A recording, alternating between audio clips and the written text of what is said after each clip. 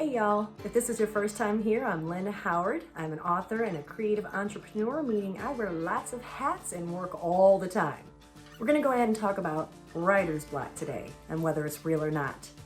I am one of those people that does not believe writer's block is real. I think it is actually in your head. It's a block that you have created. I was one who suffered greatly from writer's block in the past. Since I have created a schedule, a writing schedule, where I sit down at the same time every day, my body has come to figure out that, okay, we're sitting, it's time to create words. I'm not saying the words come easy every day, obviously. I don't think the words come easy for anyone every single day. However, if you create a pattern for yourself, your brain will know this is the time we're writing, this is when the words come in. So tip one is to create a routine. I don't care if it's 10 minutes when you get home from work. I don't care if it's 20 minutes before you get ready for work. I don't care if it's 30 minutes when your kids are taking a nap. Create a routine. That way, when you sit down, your body knows it's time to write. Tip two, find some music that inspires you, whether it's on Pandora, Spotify, Apple Music. I tend to create playlists on Pandora, channels I guess is what they're called on Pandora. Currently, the book that I'm writing on is on the Blake Shelton playlist or channel. Sometimes it's the Twilight Eclipse channel. Whatever theme or mood you're going for, that's the music you want to try to listen to the most. It's when you're going to find your brain is a little bit more stimulated by the sounds. It's the mood, you're setting a mood. Tip three, smells are important. Whether you need a clean space that just smells fresh and clean, whether there's a certain scent that just stimulates you, whether it be cinnamon or plum or peach. My mom's a peach person. During this time of year, we're going into spring in Missouri, I like the cleaner citrusy scents. That's what helps stimulate my moods. I've known others who used essential oils. I think those are great. Bergamot, lilac, lavender, peppermint, frankincense, which is extremely expensive by the way, are really great scents to stimulate your brain, to help with focus, to help with energy and mood. Tip four, develop a support system. This is huge.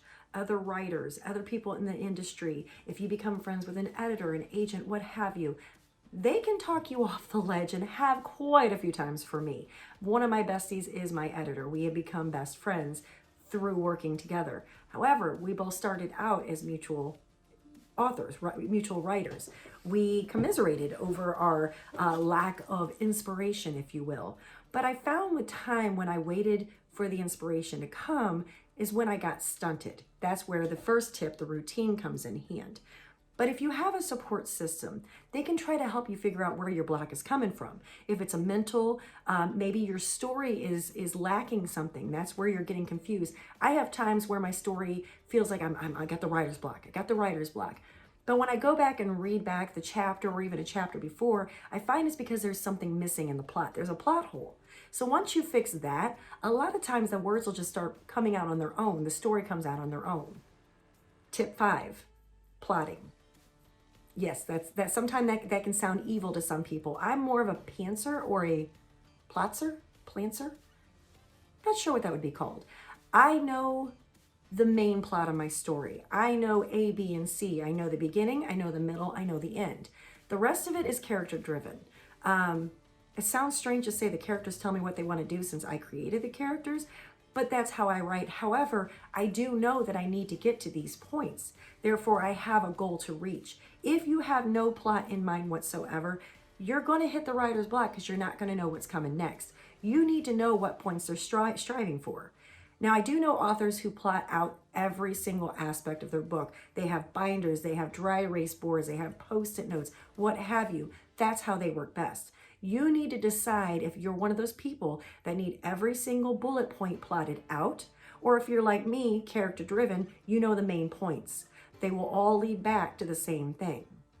Tip six kind of ties in with tip four, the support system. If you have a good source of beta readers, or even maybe some friends in the beginning who can read over what you've already written, if you're stuck, they can go back and go, you know, wouldn't they do this instead of that? That's going to start jogging that creative juice. It's going to help you get back into the story. It's going to make you sit and think, you know what, you're right. They shouldn't have done this. They should have done that.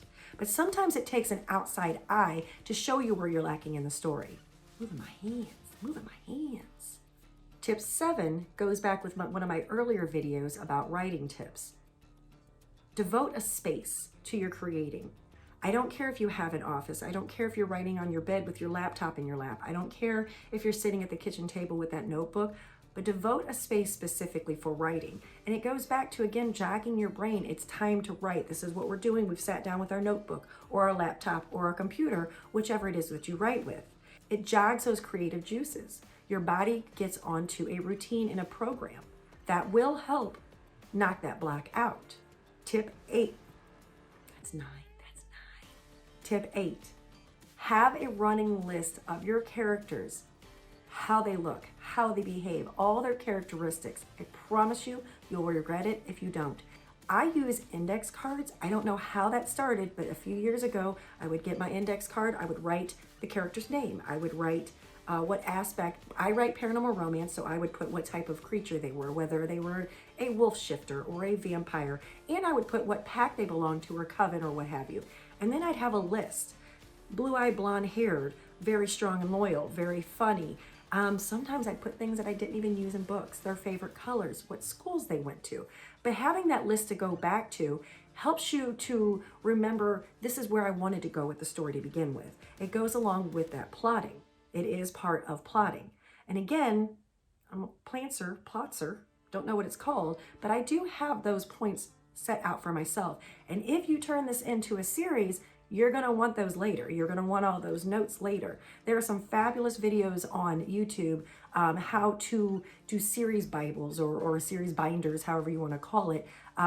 Maybe in a later video, I'll tag some of those because I don't have them set in front of me.